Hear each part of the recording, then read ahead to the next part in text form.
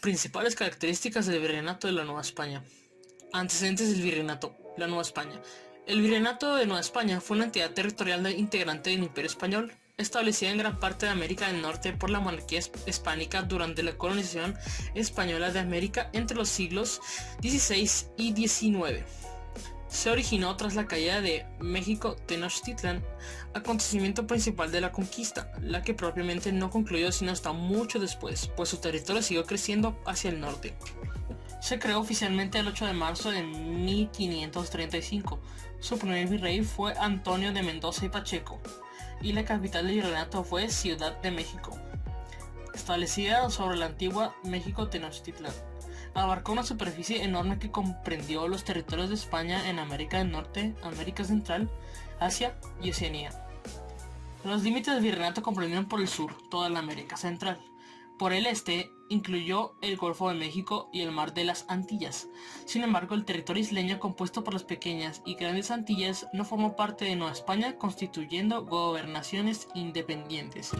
Existían dos señoríos, el más importante fue el Marquesado del Valle de Oaxaca, propiedad de Hernán Cortés, y sus descendientes, que incluía un conjunto de vastos territorios donde los marqueses tenían jurisdicción civil y criminal y derecho a conceder tierras, aguas y bosques, y dentro del cual se hallaban sus principales posesiones.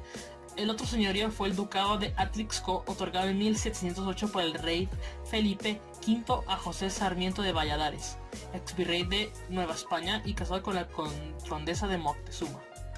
El rey Carlos III introdujo reformas en la organización del virreinato en 1786, conocidas como reformas borbónicas en Nueva España, en las que se creaban las intendencias que permitieron limitar en cierta forma las atribuciones del virrey. Desde principios del siglo XIX, el virreinato cayó en crisis y su consecuencia directa fue la crisis política en México de 1808, que acabó con el gobierno de José Iturrigaray y más adelante dio pie a lo que es Valladolid y la conspiración de Querétaro.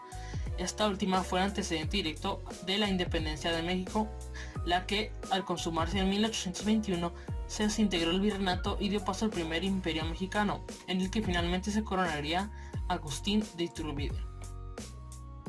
El sincretismo. Lo que diferencia al americano del latino es causado por los distintos procesos de colonización que ambos vivieron. Los colonos ingleses, que fueron los que llegaron a las costas estadounidenses, llegaron con familiares, evitando así contacto con la población local. Gracias a eso mantendrían sus costumbres y tradiciones. Por eso el término americano, que se utilizó por los ciudadanos estadounidenses, alude a sus costumbres y acontecimientos anglosajona que se presentan en Norteamérica, mientras todos los conquistadores españoles llegaron al territorio americano con pocas mujeres. Entonces fue cuando empezó el contacto sexual, que originó a los mestiza, una cultura con los elementos cristianos e indígenas, una de nuestras principales identidades latinas.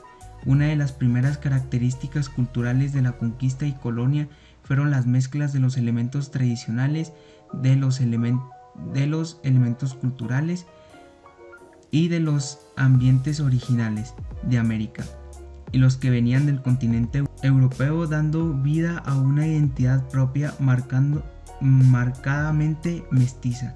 Nuestra cultura mestiza de Latinoamérica tuvo un matiz heterogéneo, el cual se manifestó en la coexistencia de los dos mundos opuestamente distintas. Por un lado existió un mundo indígena que a pesar de todo mantuvo sus tradiciones, la lengua y la religión de forma escondida y oculta, porque estaban en los territorios españoles. Sobre las creencias y costumbres indígenas y españolas fue ahora en lo que se conoce como el sincretismo, es decir, es la fusión de elementos de cultura distintas que se manifiestan en diferentes ámbitos de nuestra vida diaria en el continente americano. Solo se produjeron mestizajes biológico, sino que también las transformaciones del quehacer humano, haciendo así una nueva cultura de mezclas de elementos indígenas y españoles. Los españoles intentaron someter a los grupos indígenas que habitaban ahí. Sí lo consiguieron en aspecto político, pero fueron menos efectivos en lo religioso, ya que intentaban incorporar a sus creencias, pero no les funcionó. Las deidades prehispánicas fueron sustituidas con imágenes religiosas como instrumentos para la evangelización, y los antiguos Yaxtaltepec, que se transformaron en pueblos de indios. Los elementos iconográficos autóctones se integraron a ciertos arquitectónicos europeos, y los pintores indígenas se apropiaron de las imágenes cristianas para convertirlas en la expresión de su nueva fe. Pero con el paso del tiempo, los colonizados también adquirieron muchas costumbres de a las personas que colonizaron. En conclusión, podríamos decir que las creencias y costumbres que nos quedamos los mexicanos de los españoles fueron algunas de estas: la gran mayoría de la simbología y fiestas de la religión católica, el poner altares caseros, adornos con flores, el sacar estatuas de la Virgen o santos de paseo desde lugares lejanos hasta santuarios especiales. Otra también es la etiqueta mesoamericana. Se enfatizaba el minimizarse a uno mismo, especialmente al dar la bienvenida. Moctezuma, al recibir a Cortés, le dice: he aquí tu ciudad, de manera similar a como hoy en día decimos bienvenido a esta tu casa. Pero en la etiqueta española los criados decían algo parecido a sus señores: bienvenido a esta que es vuestra casa. Y para terminar, los créditos y 2 referencias. Muchas gracias por ver el video.